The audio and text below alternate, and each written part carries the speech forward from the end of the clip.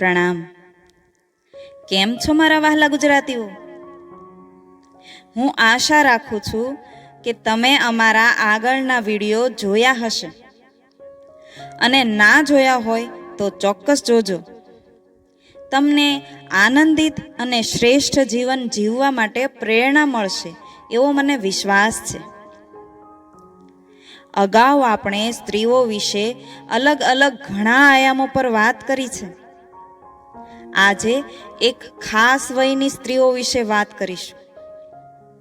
તો મારી આપને ખાસ વિનંતી છે કે અમારો આ વિડીયો અંત સુધી જોવાનું ચૂકતા નહીં. વર્તમાન સ્થિતિ પ્રમાણે આજની યુવા સ્ત્રીઓ હવે લગભગ સ્વતંત્ર જેવું જ જીવન જીવે છે.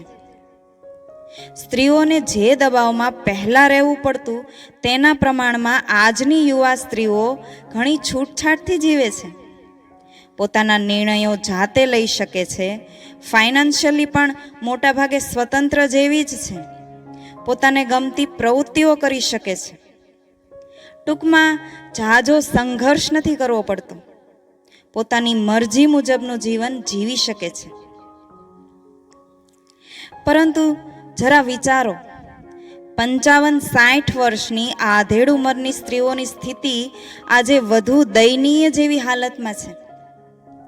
કારણ કે આપણા સમાજમાં જૂના સમયમાં 15 કે 16 વર્ષની ઉંમરમાં જ લગ્ન કરીને સાસરે મોકલી આપવામાં આવતા હતા. એટલે નાની જ ઉંમરમાં તેમના પર ઘરના બધા જ સભ્યો આધિપત્ય જમાવી દેતા. આવી વહુઓ પોતાની ભોળી બુદ્ધિ અને ઓછી ઉંમરના કારણે આ પરાધીનતાને સ્વીકાર કરી લેતી હતી. આ ઉંમરની સ્ત્રીઓને એ જમાનાની તેમની સાસુઓ તેમને પોતાની આંગળીના ટેરવે નચાવતી એવું કહી શકાય. ત્યારની સાસુઓ તો જાણે વહુને ઘરની કામવાળીથી વિશેષ કંઈ જ ન સમજતા. તે સમયની સાસુઓને વહુનું કોઈ પોતાનું અસ્તિત્વ મંજૂર નહોતું. આધેડ વયની સ્ત્રીઓના જમાનામાં તો ભણવું, જોબ કરવી, ફરવા જવું, પોતાના માટે કોઈ નિર્ણય લેવા, પોતાને ગમતી પ્રવૃત્તિઓ કરવી, આ બધું સ્વપ્ન સમાન હતું. ટૂંકમાં કહીએ તો એ સમયે વહુઓ પાસેથી હર એક ચીજમાં ફક્ત બલિદાનની જ આશા રખાતી હતી. દરેક બાબતમાં કોમ્પ્રોમાઇઝ જ કરવાનું હતું. કદાચ આ ઉંમરની સ્ત્રીઓમાં સાસુ તેમજ સમાજના ત્રાસનો વિરોધ કરવાની હિંમત પણ નહોતી.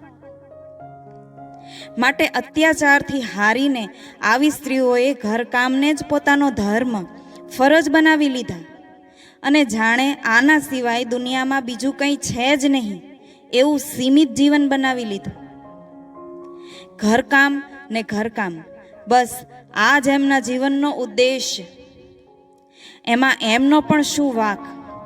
જીવન પસાર કરવા માટે કંઈક ઉદ્દેશ્ય તો જોઈએ જ ને. તો આ સ્ત્રીઓએ ઘરના તમામ સભ્યોનું નખશીખ ધ્યાન રાખવું અને ઘરકામ કરવું, આને જ લક્ષ્ય બનાવી લીધું.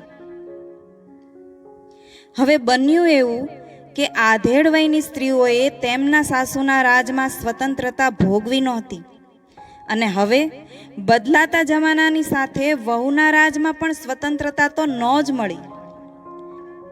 ત્યારે સાસુનું રાજ ને આજે વહુનું રાજ. વાહરે ઈશ્વરનો કહેર આવી ઉંમરની સ્ત્રીઓ માટે. આજકાલની વહુ સાસુનો હુકમ તો ન જ ચાલવા દે, કેમ કે હવે સ્ત્રીઓ થોડી સ્વતંત્ર, હિંમતવાળી અને જીવન પોતાની રીતે જીવવાવાળી થઈ ગઈ છે. તો આધેડ વયની સ્ત્રીઓને શાંતિનું જીવન જીવવાનો મોકો જ ન મળ્યો. તો આનો ઈલાજ શું હોઈ શકે? થોડું વિચાર્યું તો લાગ્યું કે જ્યાં સુધી આધેડ વયની સ્ત્રીઓ ખુદની બુદ્ધિમાં વિવેક નહીં જગાડે, ખુદને સ્વતંત્ર થવાની લાય પોતાની અંદર નહીં લાગે, ત્યાં સુધી તેમને આ વિષચક્રમાંથી બહાર કાઢવી અસંભવ જણાઈ આવે છે. મેં એવું પણ જોયું છે કે જ્યારે આવી સ્ત્રીઓના હાથ પગ વધારે નથી ચાલતા, અમુક ઉંમર પછી કમજોર થઈ જાય છે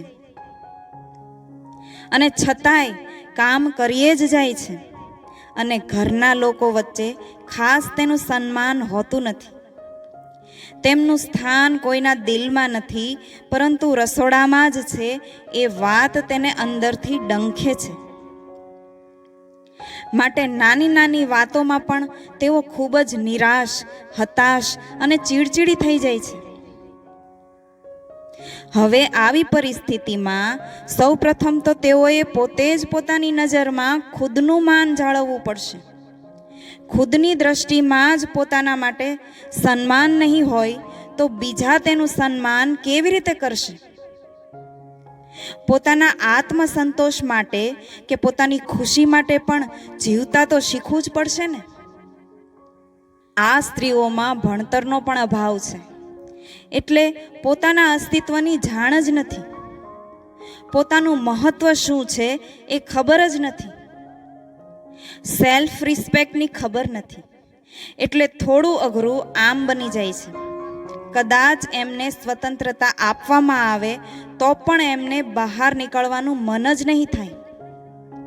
એટલે આનો ઈલાજ બુદ્ધિમાં વિવેક જાગે અને પોતાના અસ્તિત્વનું મહત્વ સમજાય, ત્યારે જ આ આધેડ વયની સ્ત્રીઓમાં હિંમત અને સાહસ આવી શકે, પોતાના માટે અવાજ ઉઠાવી શકશે. અને હા, એક વાત એ પણ સત્ય છે કે ઉદ્દેશ સારો અને પાવન હોય તો ખુદના માટે આપણે પોતે જ ક્રાંતિ કરી શકીએ. ખરું ને? મેં મારી દિલની વાત આપની સમક્ષ મૂકી દીધી, તો મારી વહાલી ગુજરાતણો, જાગો અને વિચારો. હવે જાગવાનું તમારે છે. પોતાના માટે કંઈક કરો.